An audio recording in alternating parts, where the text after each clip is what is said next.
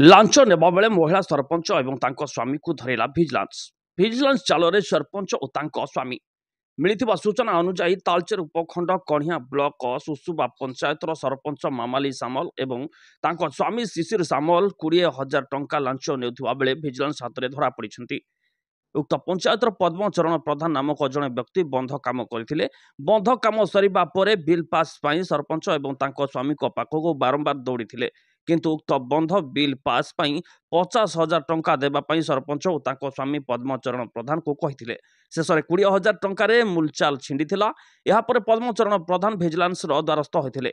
पूर्व योजना अनुसार 20,000 टंका लांच नेउथिबा बेले सरपंच और तांको स्वामी को भिजिलांस माड़ी बसिथिला एवं तांको गिरफ करी विचार विभागीय हाजत को पठाई दैछि। प्रधान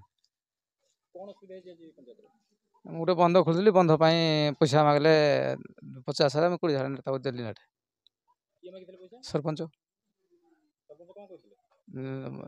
पैसा देले बिल हम 1,78,000 60,000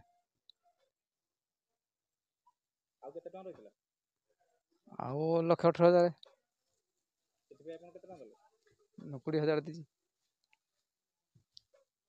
bureau report, Odia news today.